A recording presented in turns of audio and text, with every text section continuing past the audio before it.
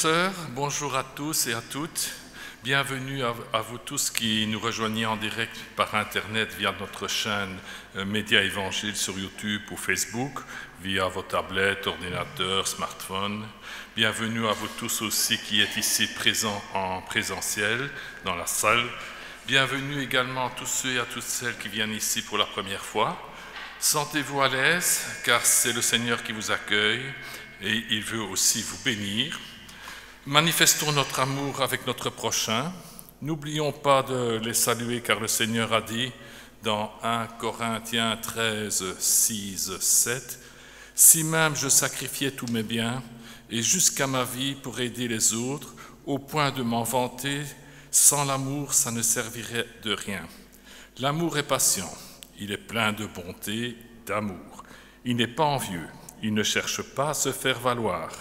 Il ne s'enfle pas d'orgueil. S'il ne fait rien d'inconvenant, il ne cherche pas son propre intérêt. Il ne s'aigrit pas contre les autres. Il ne trame pas le mal. L'injustice l'attriste. La vérité le réjouit. En toute occasion, il pardonne, il fait confiance, il espère, il persévère. L'amour n'aura pas de fin. C'est une version selon la Bible, le Semeur. Alors, tant que nous sommes aux salutations, merci au groupe Louange qui s'est renforcé avec de nouveaux musiciens. Donc, je suis très heureux de les avoir près de moi aujourd'hui. Merci aussi à Lino, à Brancato et tous ceux qui l'accompagnent à la technique. C'est Alexandre, je crois, qui nous présente aujourd'hui, qui travaille à la projection. Donc, merci à tous. Et alors, aujourd'hui, nous avons comme invité notre frère David Berthélémy, qui vient de l'église Charleroi-Nord, qui est ancien et qui prêche à l'église de Charleroi-Nord et qui nous apportera la parole aujourd'hui. Bienvenue à lui. Nous lui souhaitons la bienvenue et nous remettons nos salutations aussi à remettre à son église. Et donc, avant de commencer notre culte, je propose un petit moment de prière, de courber les têtes pour remettre notre culte d'adoration au Seigneur. Merci Seigneur de cette grâce que tu nous fais de venir monter dans ta maison aujourd'hui. C'est chaque jour un jour de grâce que tu nous accordes. Et nous voulons t'apporter notre culte de louange, d'adoration, par nos chants, par nos prières. Nous voulons te remettre également notre frère David Berthélémy qui apportera le message. Que l'Esprit soit avec lui et avec chacun de nous. Donne-nous un cœur réceptif à ta parole, que cette parole ne retourne pas sans effet.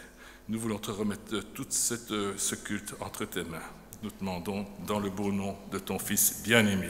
Amen. Eh bien, nous allons commencer par un premier chant. Ton nom est grand, que le groupe Louange présentera et nous l'accompagnons. Nous pouvons nous mettre debout peut-être pour chanter. Ceux qui peuvent se mettre debout, ceux qui ne le savent pas restent bien sûr assis. Et je vous invite à notre premier chant. Donc, ton nom est grand.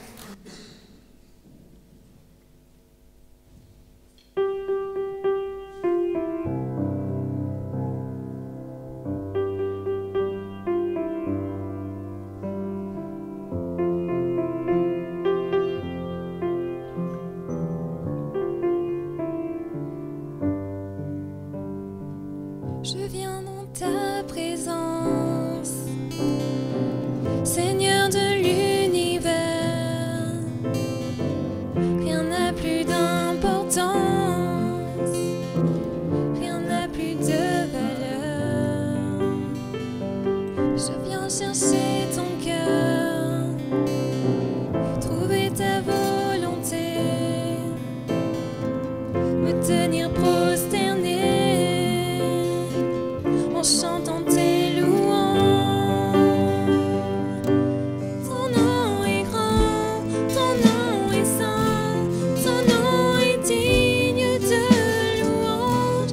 À toi l'honneur, à toi la gloire, à toi la puissance et la force. Jésus, agneau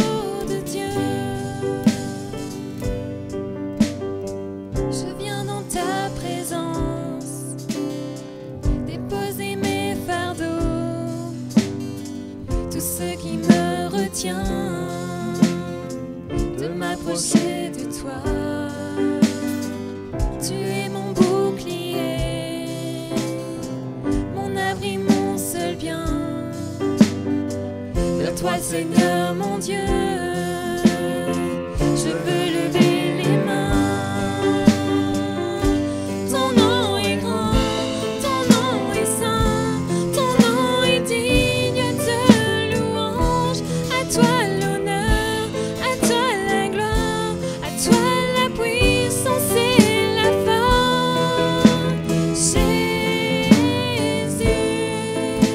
agneau de Dieu. Ton nom est grand, ton nom est saint, ton nom est digne de louange. À toi l'honneur, à toi la gloire, à toi la puissance et la force. Jésus, agneau de Dieu.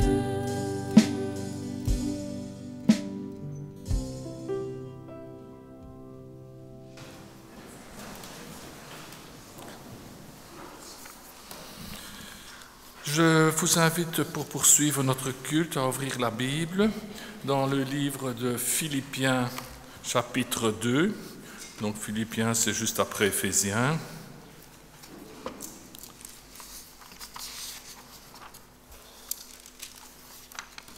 Et nous lirons tout le chapitre.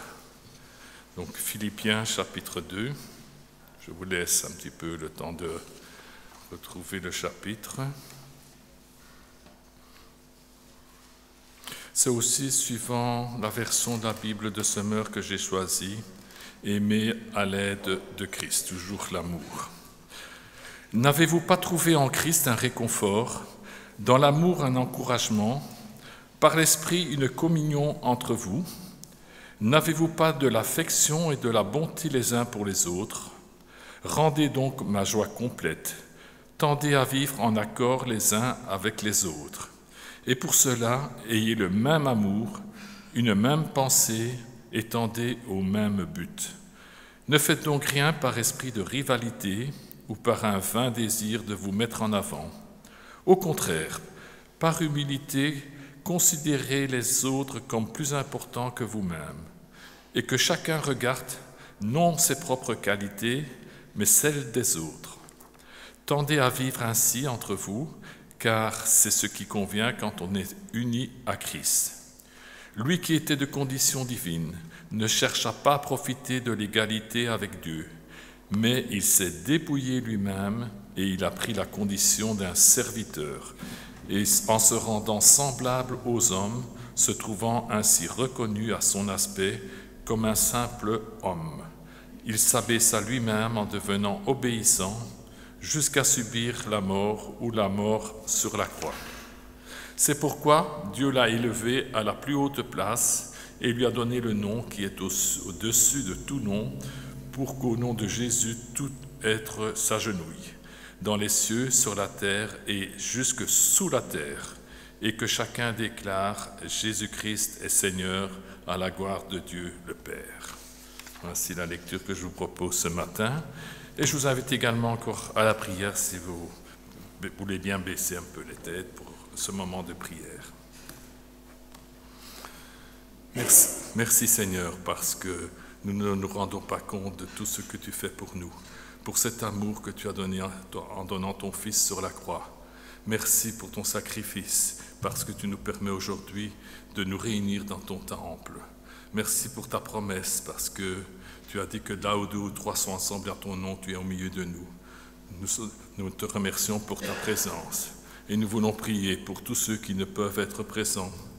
Tu connais les problèmes de ceux qui n'ont pas pu être présents, soit par la maladie, soit par le grand âge, soit par des difficultés que nous ne connaissons pas. Nous voulons que ton Saint-Esprit soit avec eux.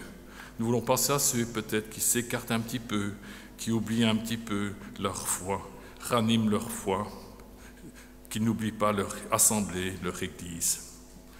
Nous voulons également te prier pour la paix. Tu vois les guerres partout. Nous voulons prier pour la paix en Ukraine. Nous voulons prier aussi pour la paix de Jérusalem.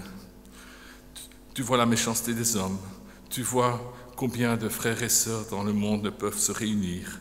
Nous voulons penser à eux pour tous ceux qui sont emprisonnés, qui sont dans les chaînes, pour leurs familles séparées, déchirées. Nous pensons à eux. Sois avec eux, bénis-les, soutiens-les dans leur souffrance. Nous voulons penser encore à nos enfants dans l'école du dimanche, à leurs moniteurs qui les accompagnent.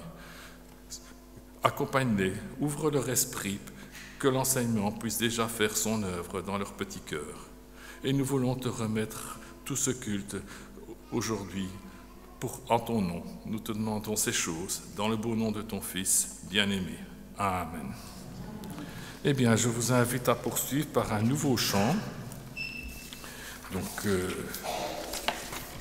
prends mes notes. Ah, voilà. Donc, Infiniment grand, c'est le nom du chant que le groupe Louange vont nous interpréter. Nous pouvons les accompagner. Nous pouvons aussi nous mettre debout pendant ce chant.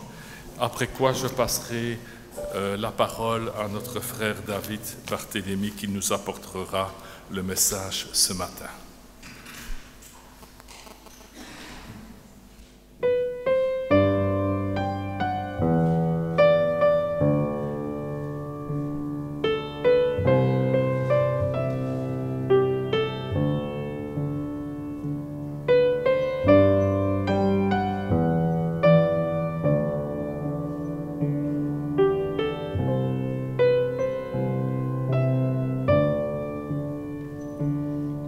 Je sonde l'univers,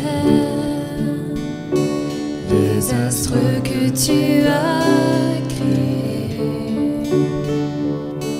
les océans, les mers, tout me révèle ta majesté. Alors mon âme peut s'écrier,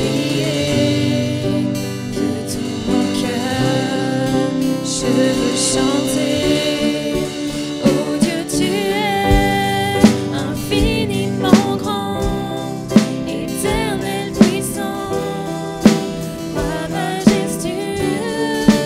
Oh Dieu, tu es infiniment grand, éternel puissant, roi majestueux.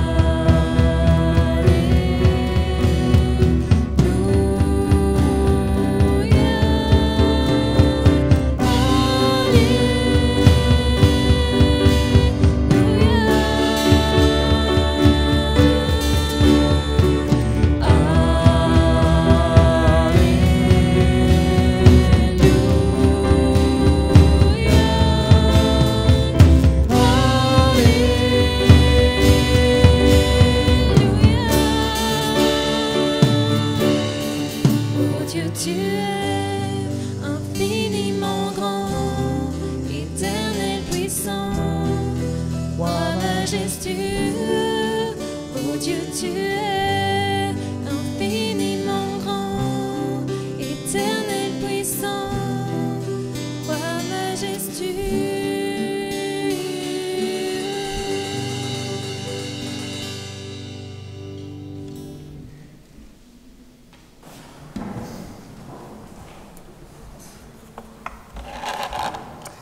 Bonjour à tous, est-ce que vous m'entendez?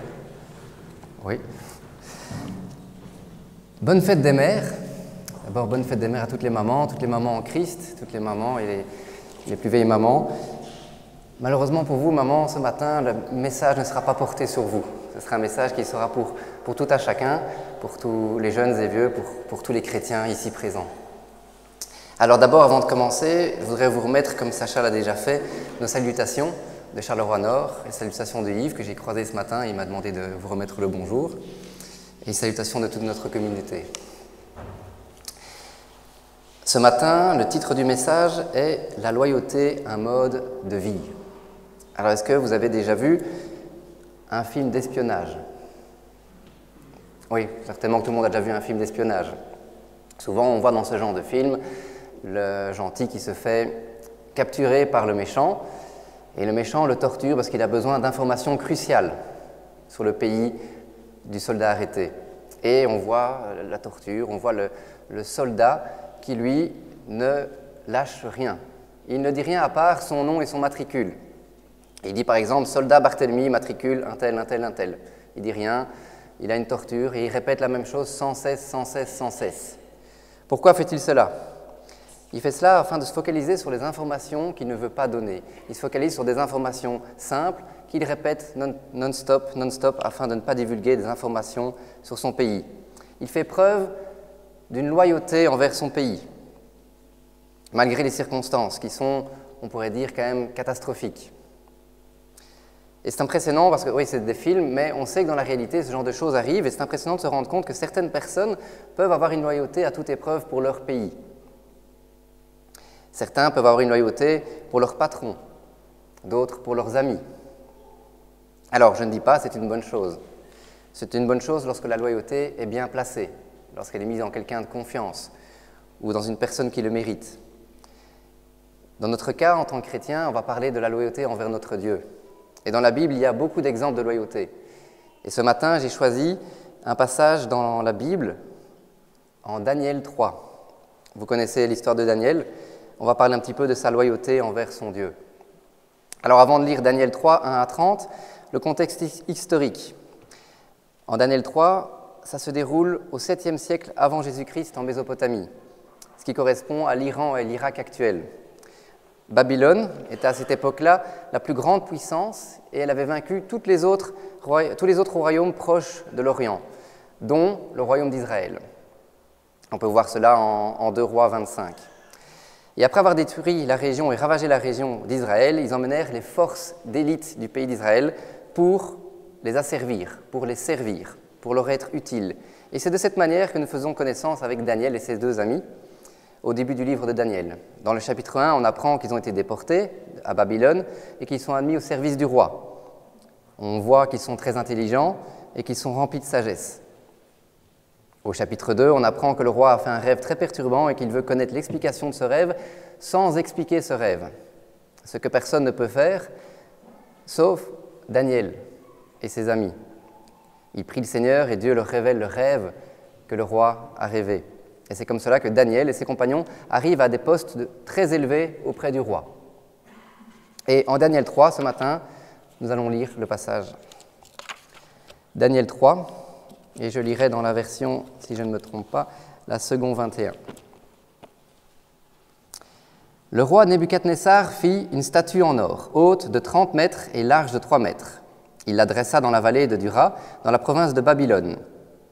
Le roi Nebuchadnezzar fit rassembler les administrateurs et les intendants, les gouverneurs, les conseillers, les trésoriers, les jurisconsultes, les juges et tous les magistrats des provinces pour qu'ils se rendent à la dédicace de la statue qu'ils avaient dressée. Alors les administrateurs, les intendants, les gouverneurs, les conseillers, les trésoriers, les jurisconsultes, les juges et tous les magistrats des provinces se rassemblèrent pour la dédicace de la statue que le roi Nebuchadnezzar avait dressée. Ils se tinrent debout devant la statue que Nebuchadnezzar avait dressée. Un héros cria à pleine voix : « Voici ce qu'on vous ordonne, peuple, nation, hommes de toute langue. Au moment où vous entendrez le son de la trompette, de la flûte, de la guitare, de la petite et de la grande harpe, de la cornemuse, des instruments de musique de toutes sortes, vous vous prosternerez et vous adorerez la statue d'or que le roi Nebuchadnezzar a dressée. Si quelqu'un ne se prosterne pas et ne l'adore pas, il sera jeté à l'instant même au milieu d'une fournaise ardente. C'est pourquoi au moment où tous les peuples entendirent le son de la trompette, de la flûte, de la guitare, de la petite et de la grande harpe et des instruments de musique de toutes sortes, tous les peuples, les nations et les hommes de toutes langues se prosternèrent et adorèrent la statue en or que le roi Nebuchadnezzar avait dressée. À ce moment-là, profitant de l'occasion que quelques Babyloniens se présentèrent pour accuser les Juifs, ils prirent la parole et dirent au roi : « Roi, puisses-tu vivre toujours ? D'après l'ordre que tu as toi-même donné, tous ceux qui entendent le son de la trompette, de la flûte, de la guitare, de la petite et la grande harpe, de la cornemuse et des instruments de toutes sortes, devaient se prosterner et adorer la statue en or. D'après le même ordre, si quelqu'un ne se prosternait pas pour adorer la statue, il devait être jeté au milieu d'une fournaise ardente. Or, il y a des Juifs à qui tu as confié l'administration de la province de Babylone, Shadrach, Meshach et Abednego. Ces hommes ne tiennent aucun compte de ton ordre, roi. Ils ne servent pas tes dieux et n'adorent pas la statue en or que tu as dressée. » Alors Nebuchadnezzar, irrité et furieux, donna l'ordre de faire venir Shadrach, Meshach et Abednego. Ces hommes furent donc amenés devant le roi. Nebuchadnezzar prit la parole et leur dit : « Est-il vrai, Shadrach, Meshach et Abednego, que vous ne servez pas mes dieux et que vous n'adorez pas la statue en or que j'ai dressée ? Maintenant, tenez-vous prêts, et au moment où vous entendrez le son de la trompette, de la flûte, de la guitare, de la petite et la grande harpe, de la cornemuse et des instruments de toutes sortes, vous vous prosternerez et vous adorerez la statue que j'ai faite. Si vous ne l'adorez pas, vous serez immédiatement jeté au milieu d'une fournaise ardente. Quel est le Dieu qui pourra alors vous délivrer de mon pouvoir ? » Shadrach, Meshach et Abednego répliquèrent au roi Nebuchadnezzar : « Nous n'avons pas de besoin de te répondre là-dessus. Notre Dieu, celui que nous servons, peut nous délivrer de la fournaise ardente, et il nous livrera de ton pouvoir, roi. Et même s'il ne le faisait pas, sache, roi, que nous ne servirons pas tes dieux et que nous n'adorerons pas la statue en or que tu as dressée. » Nebuchadnezzar fut alors rempli de colère. Il changea de visage vis-à-vis de Shadrach, Meshach et Abednego. Reprenant la parole, il ordonna de chauffer la fournaise 7 fois plus que d'habitude. Puis il ordonna à quelques soldats particulièrement forts de son armée d'attacher Shadrach, Meshach et Abednego et de les jeter dans la fournaise ardente. Ces hommes furent alors attachés, habillés de leurs caleçons et de leurs tuniques et de leurs manteaux et de leurs autres vêtements, et ils furent jetés au milieu de la fournaise ardente. Comme l'ordre du roi était catégorique et que la fournaise était extraordinairement chauffée, la flamme tua les soldats, les hommes qui avaient jeté Shadrach, Meshach et Abednego. Quant aux 3 hommes en question, Shadrach, Meshach et Abednego, ils tombèrent ligotés au milieu de la fournaise ardente. Le roi Nebuchadnezzar fut alors effrayé et se leva subitement. Il prit la parole et dit à ses conseillers : « N'avons-nous pas jeté 3 hommes ligotés au milieu du feu ?» Ils répondirent au roi : « Certainement, roi. » Il reprit : « Eh bien, j'aperçois 4 hommes dépourvus de liens qui marchent au milieu du feu, porteurs d'aucune blessure, et le 4e ressemble à un fils des dieux. » Nebuchadnezzar s'approcha ensuite de l'entrée de la fournaise ardente et dit : « Shadrach, Meshach et Abednego, serviteurs du Dieu Très-Haut, sortez et venez. » Shadrach, Meshach et Abednego sortirent alors du milieu du feu. Les administrateurs, les intendants, les gouverneurs et les conseillers du roi se rassemblèrent. Ils virent que le feu n'avait eu aucun pouvoir sur leur corps, sur le corps de ces hommes, que les cheveux de leur tête n'avaient pas brûlé, que leurs habits n'étaient pas abîmés et qu'ils ne sentaient même pas le feu. Nebuchadnezzar prit la parole et dit : « Béni soit le Dieu de Shadrach, Meshach et Abednego. Il a envoyé son ange et a délivré ses serviteurs qui ont placé leur confiance en lui. Ils n'ont pas hésité à enfreindre l'ordre du roi et à risquer leur vie plutôt que de servir et d'adorer un autre Dieu que leur Dieu. Voici maintenant l'ordre que je donne. Si quelqu'un, quel que soit son peuple, sa nation et sa langue, parle de façon légère du Dieu de Shadrach, Meshach et Abednego, il sera mis en pièces et sa maison sera transformée en un tas de décombres. En effet, il n'y a aucun autre Dieu capable de délivrer comme lui. » Après cela, le roi fit prospérer Shadrach, Meshach et Abednego dans la province de Babylone.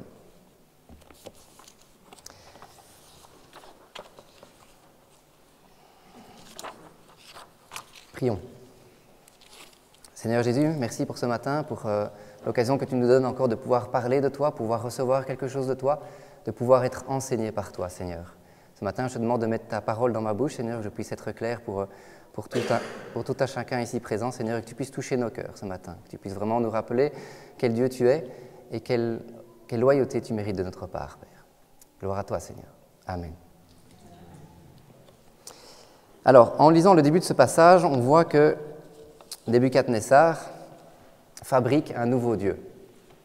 Il fabrique, il est dit, les dimensions, un Dieu haut de 30 mètres et large de 3 mètres. Ce n'est pas rien. Je sais pas, on n'a pas forcément une bonne idée de ce que c'est 30 mètres de haut, mais si on veut se donner une petite idée, le Christ de Corcovado à Rio fait 38 mètres de haut. Donc c'est juste un peu plus petit ce qu'il a fait. Ça peut déjà paraître bizarre aussi pour nous, au XXIe siècle, de construire un Dieu. Mais à cette époque, ce n'avait absolument rien de particulier, ni rien de commun. Il y avait des dieux pour tout. Il y avait des dieux pour les récoltes, il y avait des dieux pour ceci, pour cela. Il y en avait partout. Dans la culture du Proche-Orient, les rois avaient l'habitude de construire des lieux de culte partout et d'y dresser des stèles, ou mettre des statues afin d'obtenir la faveur des dieux, dans le but aussi principalement de montrer au peuple que leur règne était légitime et qu'ils avaient le soutien des dieux.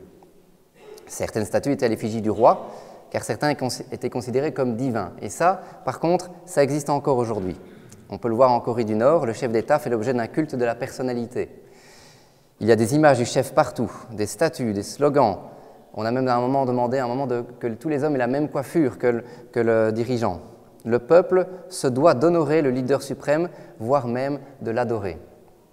Cela existe encore. Au temps de Daniel, c'est une pratique plus courante qu'aujourd'hui. Vouloir asseoir son autorité face aux autres.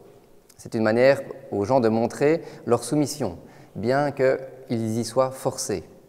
Dans d'autres cultures et à notre époque, je pense au Moyen-Âge, on devait venir s'agenouiller devant le roi et embrasser la bague pour montrer notre signe de soumission, de loyauté. Dans notre histoire, c'est la même chose. Il est demandé de se prosterner et d'adorer une statue, un tout nouveau Dieu qui vient d'être construit. Le problème pour nos amis, Shadrach, Meshach et Abednego, c'est qu'ils croyaient et servaient le Dieu unique, le Dieu d'Isaac, d'Abraham et de Jacob. Et donc, cela posait problème pour eux de devoir adorer un autre Dieu. Pourquoi ? Les 10 commandements, tu n'adoreras pas d'autre Dieu devant ta face. Et ici, on entend bien au verset 4, un héros cria à haute voix, « Voici ce qu'on vous ordonne, peuple, nation, homme de toute langue. » Donc on demande vraiment à tout le monde, il n'y a pas d'exception, de se prosterner. Alors un héros, c'est quoi ? C'est un officier de l'armée qui a pour but, pour fonction de faire passer des messages. C'est un petit peu le directeur commercial, directeur... je ne sais plus comment... Pardon ? Voilà, directeur de la communication, merci beaucoup. On dirait ça aujourd'hui, directeur de la communication. Il ne crie plus, il a un micro, mais il fait passer un message de la part de quelqu'un d'autre. Et ici, le message, en l'occurrence, le message du roi, il ordonne, il ne demande pas, il ordonne. Ce n'est pas une suggestion qu'on adore sa statue. Quand il y aura un son de trompette, de la harpe, etc., de tous les instruments que j'ai cités tout à l'heure, qu'on a lus plusieurs fois. Donc le message est clair. Et pour être sûr en plus que ce soit fait, parce que ce n'est pas encore clair, il y a une épée de Damoclès qui est posée au-dessus de la tête de chaque citoyen. Si on ne le fait pas, on sera tué par la fournaise ardente. De quoi calmer les ardeurs de certains, pour ceux qui se diraient « je n'ai pas envie de le faire ».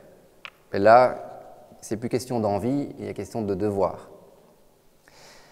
Pour nos 3 amis, concernant la soumission, d'habitude, pas de problème. On sait qu'ils sont soumis au roi, qu'ils ont une loyauté envers le roi.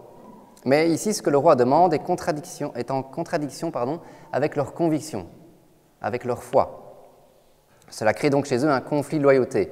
Ils sont complètement loyaux envers le roi, mais ils sont aussi encore plus loyaux envers leur Dieu. Il y a un conflit. On ne peut pas faire les deux. Lorsqu'ils sont soumis à leur roi, ce n'est pas un acte d'idolâtrie d'être soumis à quelqu'un. Mais ce que le roi demande ici est un acte d'idolâtrie. Ils vont enfreindre un commandement de Dieu, car il demande d'adorer une statue, une image, et en plus devant tout le monde. En Exode 23 à 4, je l'ai dit tout à l'heure, « Tu n'auras pas d'autre Dieu devant ma face, tu ne te feras point d'image taillée, ni de représentation quelconque de choses qui sont en haut dans les cieux, qui sont en bas sur la terre et qui sont dans les eaux plus bas que la terre. » Les 3 hommes sont loyaux envers leur Dieu et envers leur roi, mais il y a un ordre d'importance pour eux. Pour eux, leur Dieu est nettement plus important que leur roi. Ils sont prêts à mourir pour leur Dieu. C'est pourquoi ils refusent et s'attisent donc la colère du roi. Comme j'ai dit tout à l'heure, ça s'appelle un conflit de loyauté. Ce n'est pas simple à gérer. Comment faire avec notre obéissance envers Dieu face aux pressions de la société? Pour nous, contrairement à Shadrach, Meshach et Abednego, notre conflit de loyauté doit certainement être un peu moins important que ce qu'ils ont vécu, sauf peut-être dans certains pays du monde. Mais ça nous arrive. Ça nous arrive d'avoir des conflits de loyauté. Je pourrais donner des exemples, je vais en donner un petit peu plus loin après, mais pour nos amis, ici, comme j'ai dit par rapport à nous, c'est plus compliqué. Ils doivent être en face d'une statue avec des centaines, peut-être des milliers, le nombre n'est pas spécifié. Ils vont devoir se prosterner devant, tout le monde va les voir.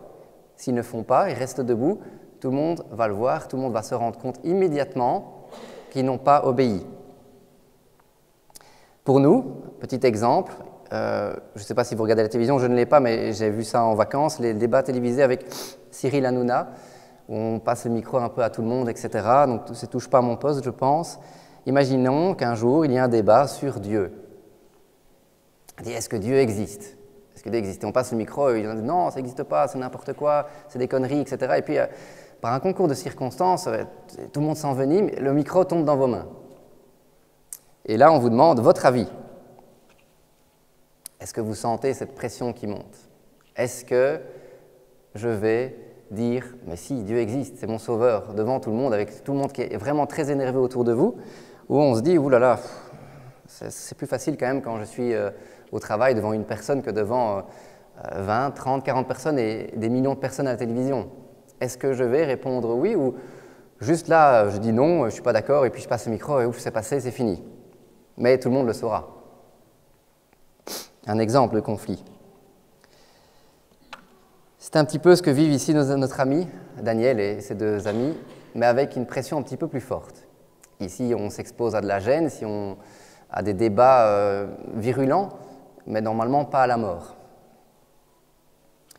Un autre exemple de loyauté, qui est peut-être plus difficile à percevoir, mais lorsqu'on nous demande de faire quelque chose pour l'Église, et qu'on a le temps, et puis tout d'un coup, on vient nous proposer quelque chose, un dîner, un paddle, un tennis. Elle dit, ah, ça me plaît bien, ça me plaît bien. Est-ce que j'abandonnerai pas? Je dis, je ne sais pas le faire finalement. Un bon dîner, voilà, j'ai pas le temps de venir, je dois préparer le dîner. Je préfère aller manger avec des amis que de servir mon Seigneur. Sommes-nous présents le dimanche matin? Avons-nous d'autres activités?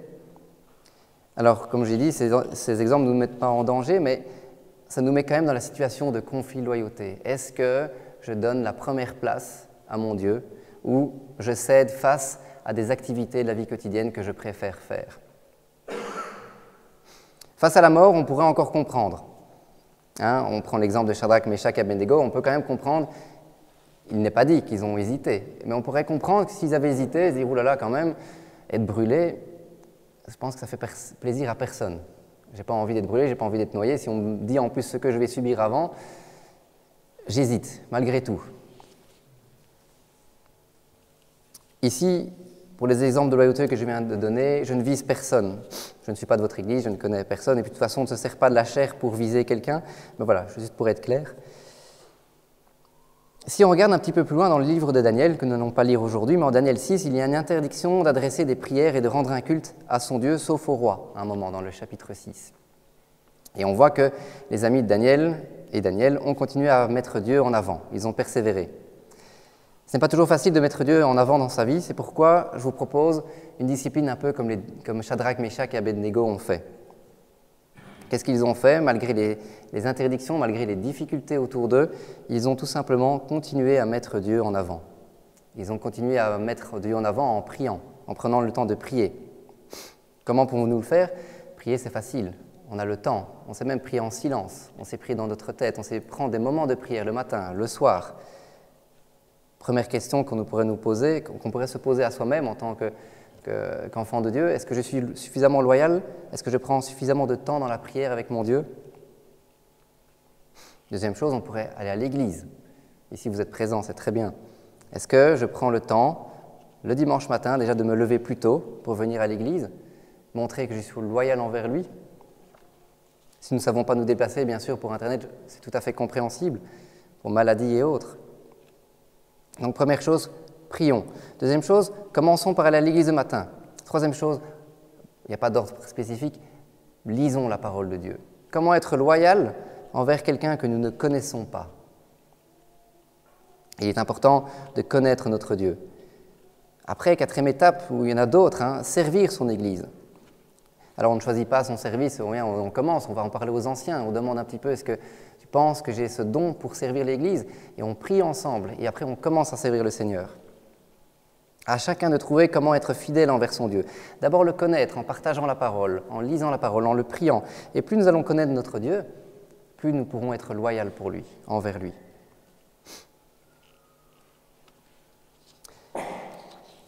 Il faut se rendre compte ici que la loyauté qu'ont eue Shadrach, Meshach et Abednego, c'est une loyauté et une soumission envers notre Dieu que nous devrions avoir envers notre Dieu. Mais ce n'est pas facile. La différence aussi, comparée à ce que le roi Nebuchadnezzar demandait, et là nous l'avons bien vu, Shadrach, Meshach et Abednego avaient une loyauté envers leur Dieu sans épée de Damoclès. Ils le faisaient par amour. Le roi le demandait par force, par contrainte. Eux, ils l'avaient par amour pour leur Dieu. Dans la suite du texte, au verset 8, il est dit « À cette occasion, et dans le même temps, quelques Chaldéens s'approchèrent et accusèrent les Juifs. » Alors ici, c'est très connu, c'est quelque chose qui existe encore très fortement aujourd'hui. On a affaire à des cafeteurs, des racusettes. Ils vont expliquer au roi que nos trois amis ne se prosternent pas et n'adorent pas la statue comme demandé. Pourquoi, on ne sait pas, mais probablement de la jalousie. Jaloux de leur fonction, parce qu'ils sont juifs en plus, ils ne sont pas babyloniens, et en plus ils sont très haut placés. C'est peut-être ça, le texte ne le dit pas. Mais tout de suite après cela, le roi se met en colère en entendant ces paroles, et demande de se tenir prêts, aux trois amis, pour adorer, sinon la mort les attend. Le roi défie même leur Dieu, mais ici les trois amis ont un comportement qui est exemplaire. En effet, ils sont face à un roi en colère qui est en train de s'énerver sur eux, ils savent que c'est cuit et qu'ils vont aller dans la fournaise ardente. Et pourtant, ils restent parfaitement respectueux envers leur roi. Ils conservent leur loyauté et leur respect pour leur roi, malgré ce qui se passe.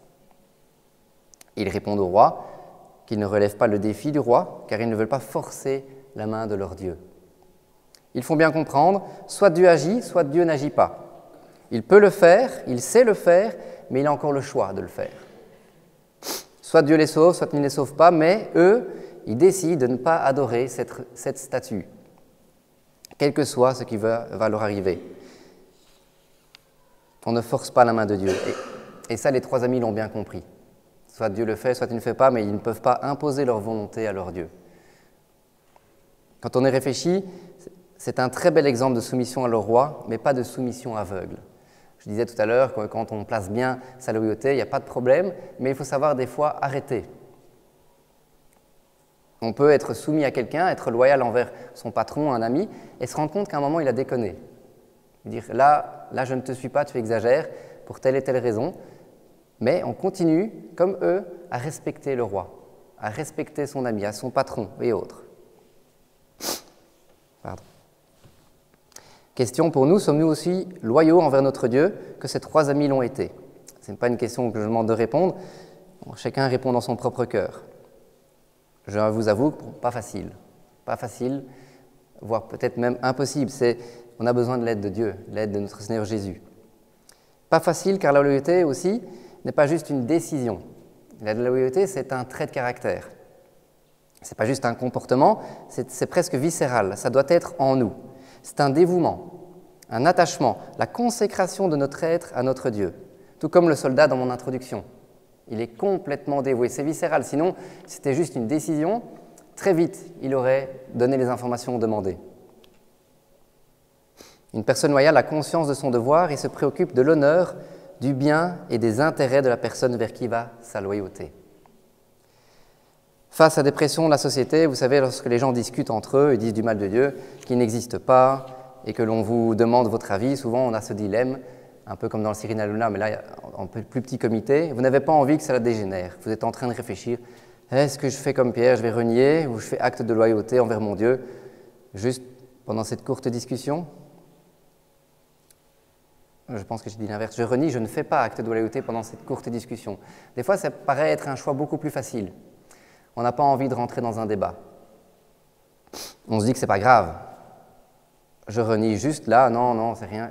Comme ça, on ne commence pas les discussions qui vont s'éterniser.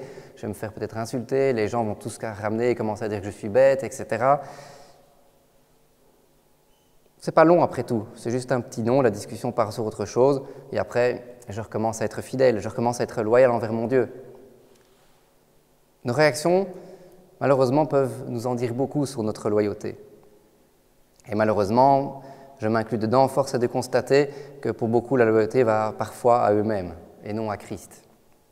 En Philippiens 2, 21, il est dit « Tous, en effet, cherchent leur propre intérêt et non ceux de Jésus-Christ. »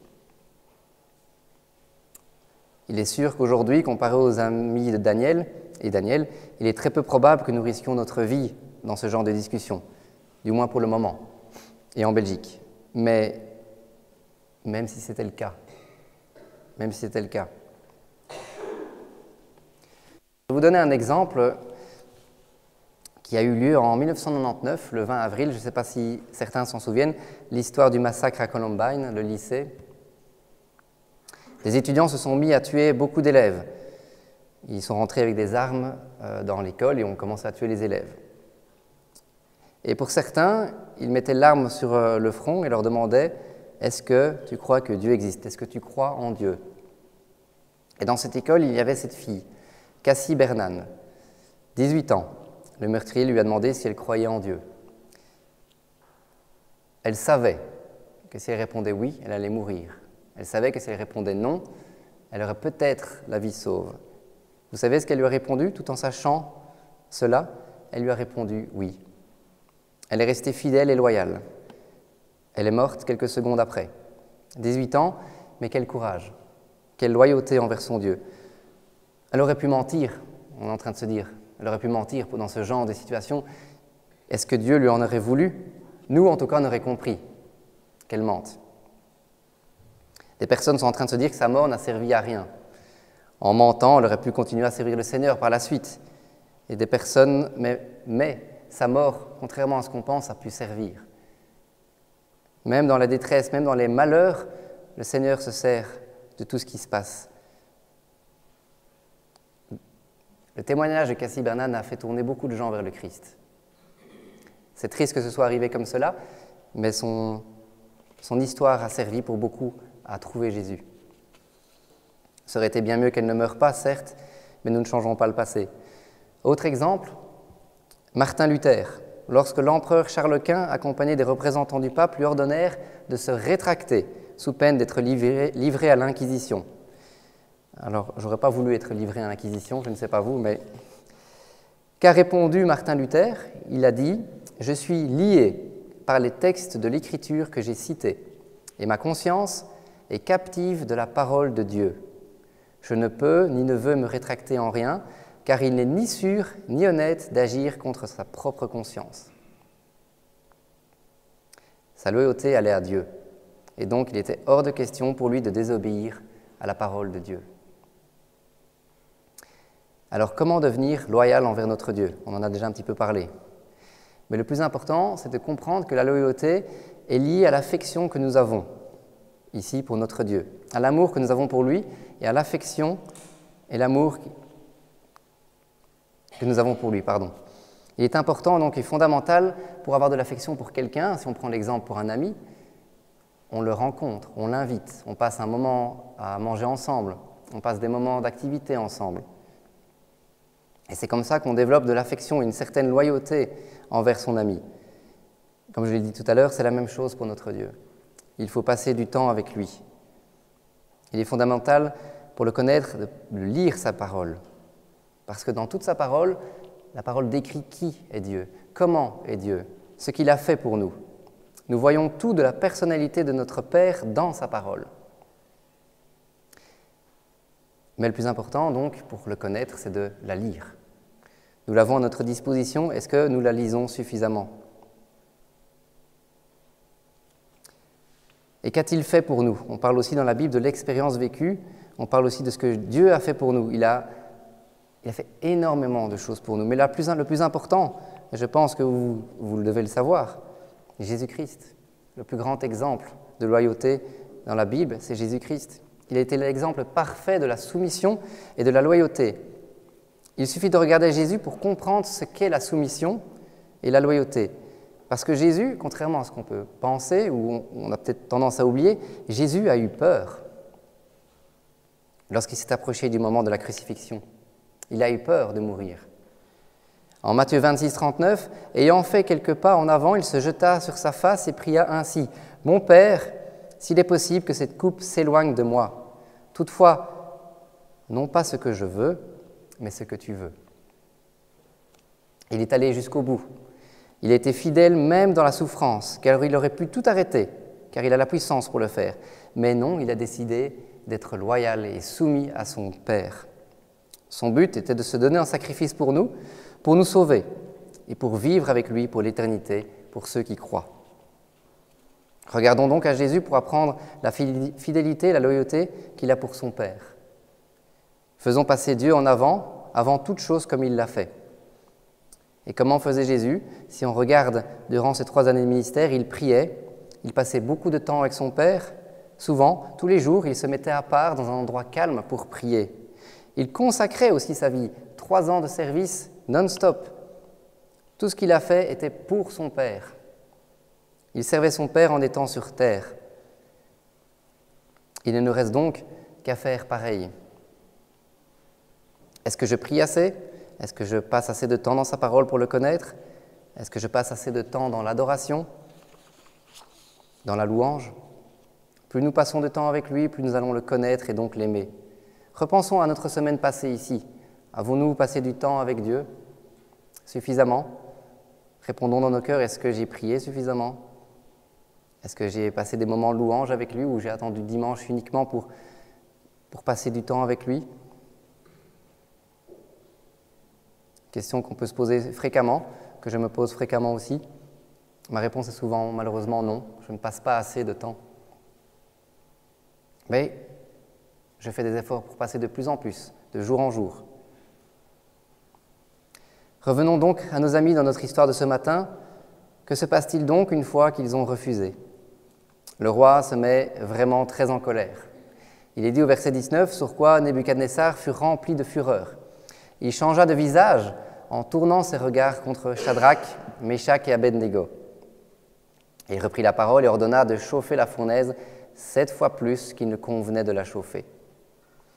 Nous faisons face ici à une situation que nous connaissons certainement, que nous avons peut-être déjà vécue dans notre vie. Le roi prend une décision sous l'effet de la colère. Voilà, c'est juste une parenthèse.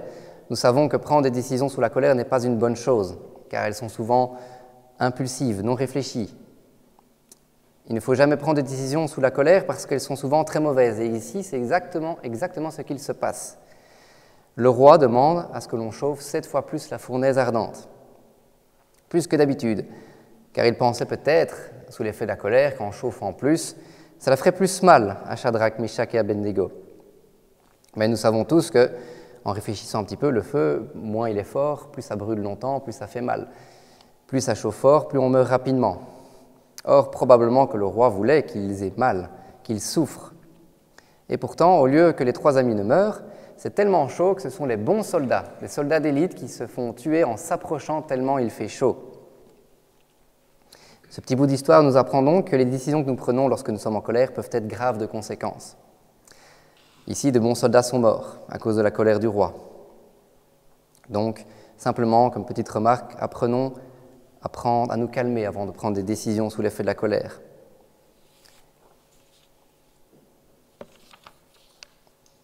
Les 3 amis, donc, comme je l'ai dit il y a quelques instants, ont refusé d'obéir. Le roi s'est mis en colère. Et j'aimerais parler maintenant un petit peu du choix qu'ont fait les 3 amis dans notre texte. Nous voyons qu'ils ont fait le choix difficile de la fournaise ardente. Même s'ils sont loyaux envers Dieu, la peur de la mort et surtout d'une mort par le feu devait être présente. Je dis devait parce que la parole ne le dit pas, mais je pense qu'en tant qu'humains, nous pouvons certainement croire qu'à un moment donné, ils ont certainement eu peur de mourir de cette façon-là. Le texte n'en dit rien, mais je serais très étonné malgré tout d'entendre Shadrach, Meshach et Abednego, alors quand est-ce qu'on rentre dans ce petit feu, j'ai un petit peu froid moi ici, ça m'étonnerait qu'ils aient dit quelque chose de semblable à cela. Probablement qu'ils étaient confiants en leur Dieu, mais qu'ils avaient quand même une certaine crainte et une peur de mourir. Mais, quoi qu'il en soit, qu'ils aient eu peur ou non, ils ont préféré choisir la colère des hommes plutôt que celle de Dieu. Ils étaient sereins avec leur décision. Ça, on le ressent dans la parole. Sereins. Dieu peut nous sauver, peut-être qu'il ne le fera pas, mais nous n'adorerons pas tes dieux. C'est une réponse tout à fait claire et sereine. Ils étaient donc sereins avec leur décision, dans la peur de l'acte, mais sereins dans leur décision. Il est dit en Matthieu 10, 28, « Ne redoutez pas ceux qui tuent le corps, mais qui ne peuvent tuer l'âme. Redoutez plutôt celui qui peut faire périr l'âme et le corps en enfer. » Encore aussi en psaume 118, 16, « La main droite de l'Éternel est élevée, la main droite de l'Éternel agit avec puissance. » Ils devaient peut-être avoir peur, comme je l'ai dit, même très peur, et pourtant ils ont choisi la mort par la fournaise ardente, par loyauté, parce qu'ils ont placé leur loyauté dans un Dieu qui nous remplit d'espérance. Psaume 118, « La main droite de l'Éternel est élevée, la main droite de l'Éternel agit avec puissance. » Ils avaient cette espérance que Dieu agirait peut-être. Une fois que nous avons pris conscience de cela, j'ai envie de dire que les colères des hommes ne doivent plus nous effrayer, mais cela serait peut-être utopique. Mais en tout cas, nous devrions avoir beaucoup plus peur de ce que Dieu, beaucoup plus peur de Dieu, pas de Dieu dans ce sens-là, mais plus peur des conséquences que peur des hommes. Nous devrions être sereins par rapport à notre décision, même si nous avons peur. Jésus lui-même, dans le jardin, en Luc 22, 44, il est dit « En étant dans l'angoisse du combat, il priait plus instamment, et sa sueur devint comme des grumeaux de sang découlant sur la terre. » Ce n'est pas parce que Jésus est Dieu, que lors de son expérience humaine, il allait être joyeux de souffrir. Ce n'est pas parce qu'il est Dieu, qu'il avait envie de souffrir. Non, il a été pleinement humain. Donc il a eu les mêmes émotions que nous. Il était pleinement humain, donc tout comme nous, la perspective de souffrir ne le réjouissait certainement pas. Au contraire, cela lui faisait peur. Mais il avait cet amour pour nous qui était plus important que la souffrance à venir. Il a eu besoin de prier son Père pour l'aider dans ce moment de détresse, de peur.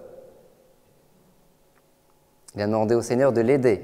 Et s'il y avait un autre chemin, qu'il le montre. Mais sinon, ce n'est pas grave. Je ferai ta volonté. Jésus nous montre ici comment réagir face à la détresse et la peur. Nous devrions nous aussi nous tourner et prier instamment notre Père, comme Jésus l'a fait. Il est clair que souvent, pour éviter des moments de souffrance, de peur, nous agissons par désir de plaire aux hommes. Et nous n'agissons donc pas correctement envers notre Dieu. Or, avec l'explication de ce matin, la loyauté peut devenir une raison pour nous d'accepter de vivre et d'endurer des souffrances comme Jésus a souffert. Cette loyauté peut nous aider à vivre des situations qui sont douloureuses. Et lorsque nous sommes loyaux envers notre Dieu, nous pourrons nous aussi, comme les amis de Daniel, vivre cette paix, cette sérénité avec une décision qui est peut-être difficile. Nous pourrons vivre cette paix et avoir cette faveur divine comme eux l'ont eue, même si nous nous retrouvons dans des situations irréalistes. Prenons par exemple l'exemple de Joseph. Joseph qui a été vendu aux Égyptiens. Et en plus de cela, après, il a été en prison. Et finalement, il s'est retrouvé être le deuxième homme le plus puissant de toute l'Égypte. Cette paix, donc, est accordée à ceux qui cherchent d'abord le royaume de Dieu. Jésus, après sa prière dans le jardin, après avoir transpiré des gouttes de sang, il était en paix et ne semblait plus du tout avoir peur lors de son procès. En Matthieu 6, 33, cherchez d'abord le royaume de Dieu et sa justice, et toutes ces choses vous seront données ensuite. Aucune paix, aucune sérénité ne sera donnée aux personnes égoïstes qui cherchent d'abord leur bien-être. Cherchez d'abord le royaume de Dieu et sa justice, et toutes ces choses vous seront données ensuite. La sérénité. Retournons dans notre texte où nous étions. Ces trois amis se retrouvent dans la fournaise ardente. Et là, le roi et les gens qui sont avec lui autour se retrouvent face à un miracle. Je reprends versets 24 et 25. Alors le roi Nebuchadnezzar fut effrayé et se leva précipitamment. Il prit la parole et dit à ses conseillers, « N'avons-nous pas jeté au milieu du feu 3 hommes liés ?» Ils répondirent, « Certainement au roi. » Il reprit et dit, « Eh bien, je vois 4 hommes sans lien qui marchent au milieu du feu et qui n'ont point de mal. Et la figure du 4e ressemble à celle d'un fils des dieux. » Dieu ici, dans notre passage de ce matin, intervient. Il opère un miracle pour protéger Shadrach, Meshach et Abednego. Le roi se prenait pour un dieu, mais ici, le Dieu unique, le Dieu d'Abraham, d'Isaac et de Jacob, vient sauver Shadrach, Meshach et Abednego d'une manière qui met tout le monde d'accord. C'est leur Dieu, le Dieu d'Isaac, d'Abraham et de Jacob, qui est le plus puissant. C'est leur Dieu qui vit, qui est vivant, l'unique. Et donc, lors des épreuves que nous pouvons traverser, où nous nous sentons par exemple pris au piège, et j'imagine que dans nos vies, nous avons tous vécu au moins une fois cela, où nous ne voyons pas de perspective de nous en sortir, où nous nous sentons sombrer dans la détresse, dans des difficultés, prenons le temps de prier comme Jésus dans le jardin avant sa mort. Tout comme les 3 amis de notre passage ce matin, ils priaient Dieu souvent. Ils étaient fidèles et loyaux au point d'avoir une confiance aveugle envers leur Dieu. Lors de nos épreuves et difficultés, il convient de nous rendre compte que, quelle que soit l'épreuve que nous vivons, Jésus est là, juste à côté de nous. J'ai envie de dire qu'il brûle avec nous, comme le 4e homme dans cette fournaise.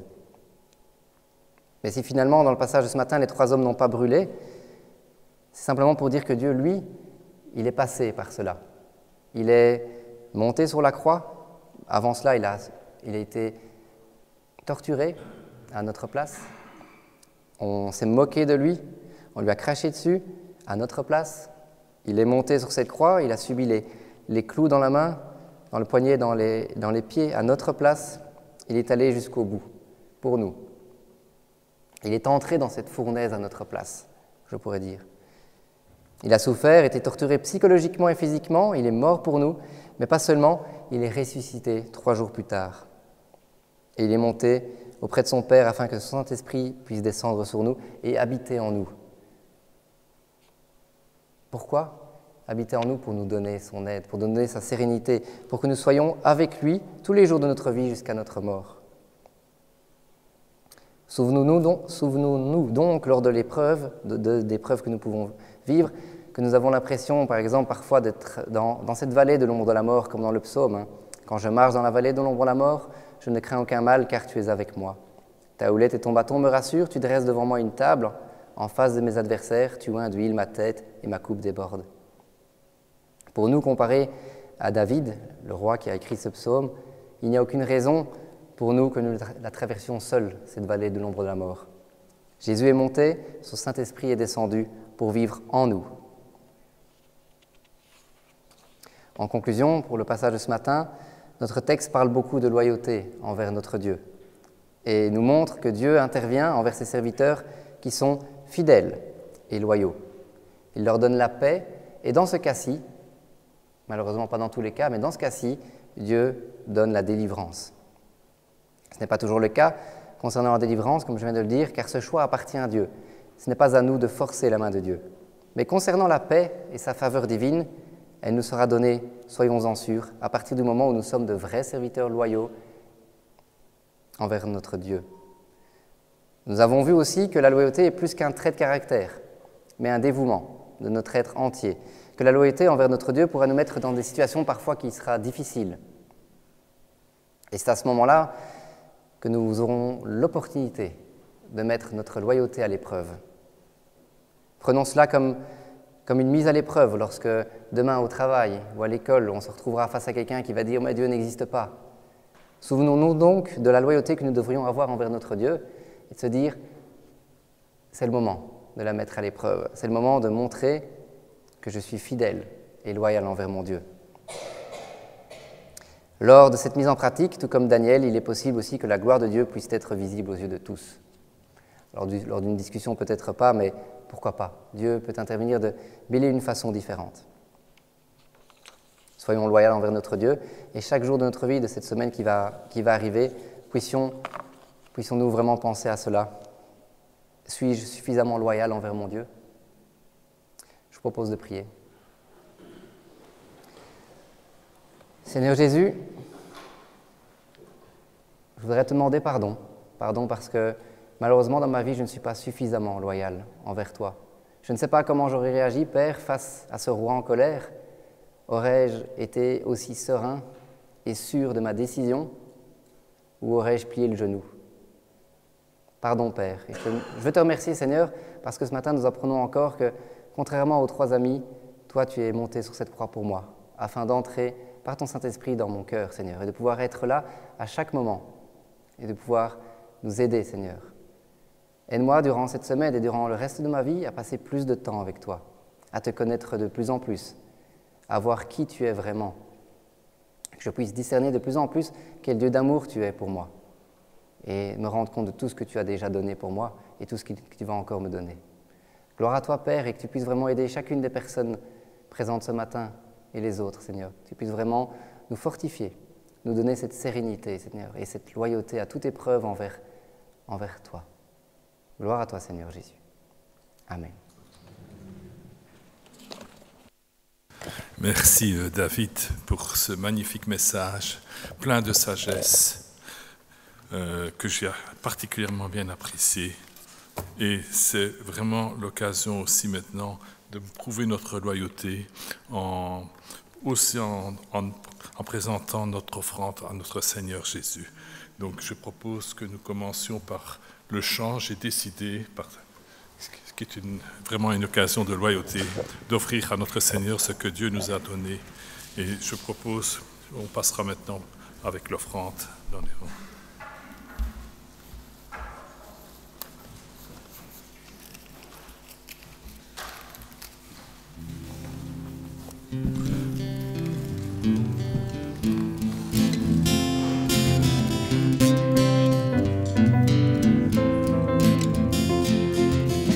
J'ai décidé de marcher dans ta vérité. J'ai décidé de vivre dans ta sainteté. J'ai décidé de te soumettre mes pensées. J'ai décidé de faire ta volonté. Jésus-Christ, je te suivrai jour après jour. Tu seras mon bouclier, mon secours. Si je tombe, ta main me soutiendra. Et je sais que tu seras toujours là. J'ai décidé d'être fidèle à chaque instant. J'ai décidé de brûler d'un feu ardent. J'ai décidé d'avancer au son de ta voix. J'ai décidé de tout faire comme toi. Jésus-Christ, je te suivrai jour après jour. Tu seras mon bouclier, mon secours. Si je tombe, ta main me soutiendra. Et je sais que tu seras toujours là.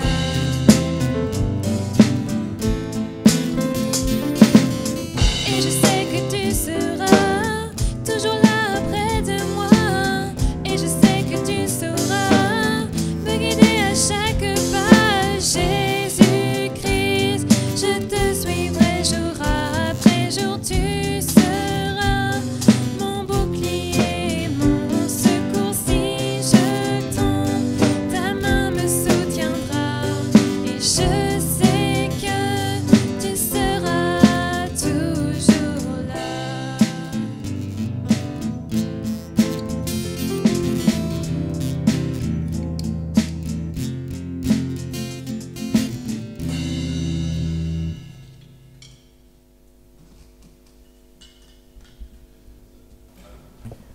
Je demande de vous incliner dans la prière pour présenter cette offrande. Merci Seigneur parce que tu nous as tout donné. Tu as été loyal et nous voulons t'apporter aujourd'hui cette offrande pour qu'elle puisse servir à l'avancement de ton règne. Nous te la présentons dans le beau nom de ton Fils bien-aimé. Amen. Voici le moment de la Sainte Seine, ce repas solennel que le Seigneur Jésus a imposé juste avant la crucifixion. Et cette table n'est pas n'importe quelle table, c'est un repas bien particulier qui demande une communion tout à fait particulière. Et j'ai, avant de présenter la Sainte Seine, aussi une petite histoire à présenter concernant cette communion. Donc quand le Seigneur le savait, il a institué la Sainte Seine comme symbole de l'unité. Et cette histoire, c'est le jeune Spurgeon, le fameux évangéliste du début du siècle passé, qui s'était affilié dans une église dans laquelle il ne trouva pas la cordialité et la fraternité qu'il espérait. Personne ne lui parlait. Il raconte : un certain dimanche de communion, je me tournai vers mon voisin et lui dis : « J'espère que vous vous portez bien, monsieur. » « Monsieur, me fut-il répondu, je ne vous connais pas. Et cependant, nous sommes frères, dis-je. Je ne vois pas bien ce que vous voulez dire. Lorsque j'ai pris le pain et le vin, symbole de notre fraternité en Christ, je l'ai fait avec sincérité. Et vous ? Nous étions dehors. Le monsieur, mon voisin, mit alors ses mains sur mes épaules en disant : « Ô sainte simplicité, dit-il ajoutant, vous avez raison. Mon frère, venez prendre le thé chez moi. J'avais 16 ans. Une bonne amitié durable, s'établit entre nous. N'y aurait-il pas là un exemple à l'imiter, ou bien prenons-nous la scène sans discerner le corps du Seigneur ? Et ici, je vais vous lire en 1 Corinthiens 11, versets 23-29, les recommandations du Seigneur. « Car j'ai reçu du Seigneur ce que je vous ai enseigné. C'est que le Seigneur Jésus, dans la nuit où il fut livré, prit du pain, et après avoir rendu grâce, le rompit et dit : « Ceci est mon corps, ce qui est rompu pour vous, faites ceci en mémoire de moi. » De même, après avoir soupé, il prit la coupe et dit : « Cette coupe est la nouvelle alliance en mon sang. Faites ceci en mémoire de moi, toutes les fois que vous en boirez. Car toutes les fois que vous mangez de ce pain et que vous buvez cette coupe, vous annoncez la mort du Seigneur jusqu'à ce qu'il vienne.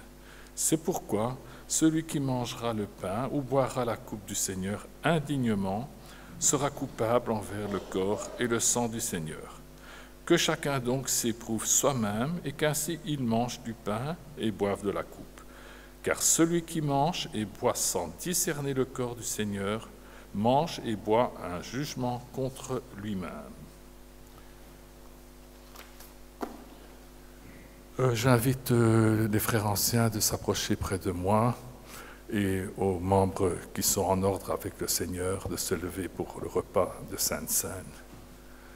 Peut-être Léonidas peut venir, André,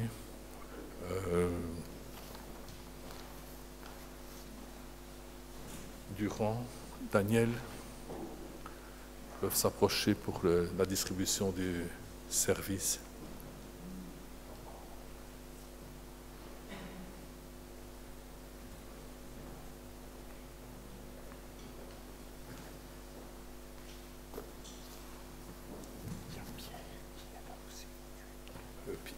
Pierre aussi, tu peux venir pour la distribution.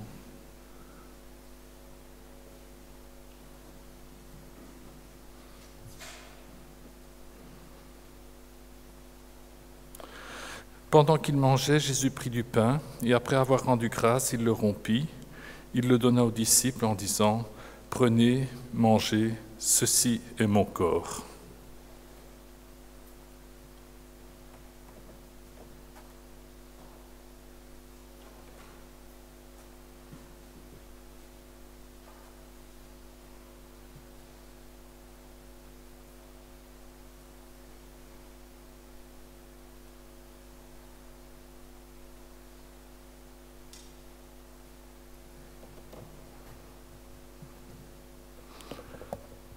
Merci Seigneur pour le sacrifice que tu as fait pour nous. Merci parce que toi le premier as été loyal vis-à-vis de nous. Tu as donné ton Fils afin que nous puissions avoir la vie éternelle par la mort de ton Fils unique, ce corps qui nous permet aujourd'hui d'avoir cette vie éternelle. Nous voulons t'en louer et te bénir. Amen.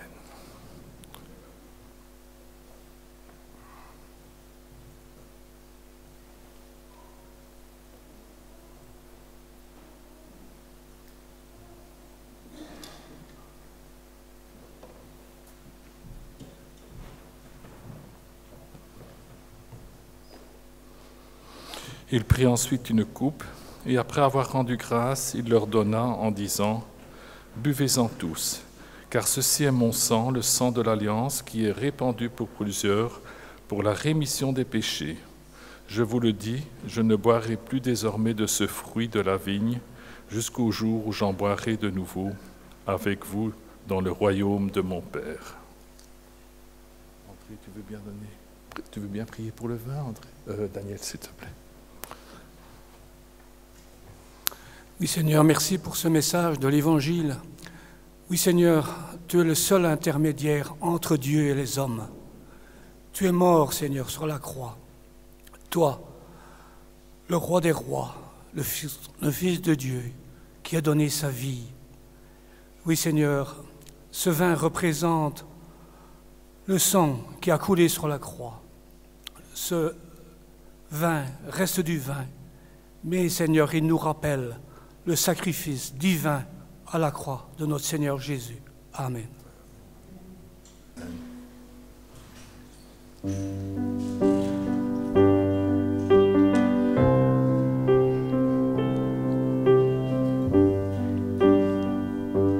Au-dessus des puissants, au-dessus des rois, au-dessus de la nature et de la création,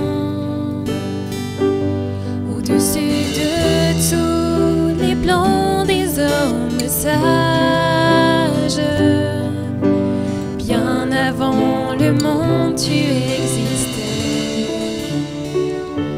au-dessus des royaumes, au-dessus des trônes, au-dessus des merveilleux que ce monde a connus, par-dessus tous les trésors de la terre, rien ne peut mesurer ta valeur. Crucifié, seul abandonné, tu as souffert, méprisé, rejeté, telle une rose, foulée sous nos pieds. Tu m'as sauvé, tu m'as aimé, par-dessus tout, au-dessus des puissances, au-dessus des rois, au-dessus de la nature et de la création, au-dessus de tous les plans des hommes sages, bien avant le monde tu existais, au-dessus des royaumes, au-dessus des trônes, au-dessus des merveilleux que ce monde a connus, par-dessus tous les trésors de la terre, rien ne peut mesurer ta valeur. Crucifié, seul abandonné, tu as souffert, méprisé, rejeté, telle une rose, foulée sous nos pieds. Tu m'as sauvé, tu m'as aimé, par-dessus tout. Crucifié,